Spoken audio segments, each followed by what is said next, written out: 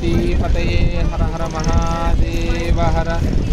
మనము సౌరాష్ట్రే సోమనాథం చ శ్రీశైలే మల్లికార్జునం ఉజ్జయిన్యాం మహాకావ్యం ఓంకార మమలేశ్వరం ఓంకార క్షేత్రంలో నర్మదా నది తీరాన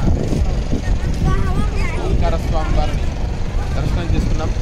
ఇక్కడ రెండు లింగాలు ఉంటాయి, ఒకటేమో ఓంకారేశ్వర స్వామి వారు, ఒకరు అమరేశ్వర స్వామి వారు. ఇట్లా ఈ జ్యోతిర్లింగ క్షేత్రంలో 64 జ్యోతిర్లింగాలు, కానీ ప్రధానంగా మనకు 12 జ్యోతిర్లింగాలుగా చెప్పేటువంటి మహిమాన్వితమైనటువంటి మధ్యప్రదేశ్ రాష్ట్రంలో ఓంకార మమలేశ్వరం ఇక్కడ స్వామివారిని దర్శనం చేసుకుని నర్మదా నదిని చూస్తున్నాం. ఇక్కడ ప్రధానంగా గంగా, యమున, నర్మదా అంటే ఇవన్నీ కూడా కొన్ని నదులన్నీ కూడా గంగా, యమున ఈ నదులన్నీ కూడా తూర్పు వైపు ప్రవహిస్తూ ఉంటాయి.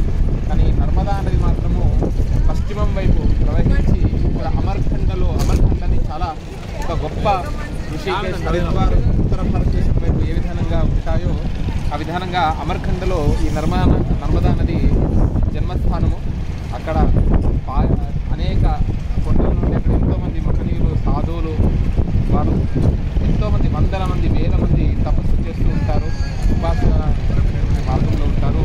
అలా పశ్చిమం వైపు ప్రవహిస్తుంది నర్మదా ఒకటి, తపతి ఒకటి, మహీ నది ఒకటి.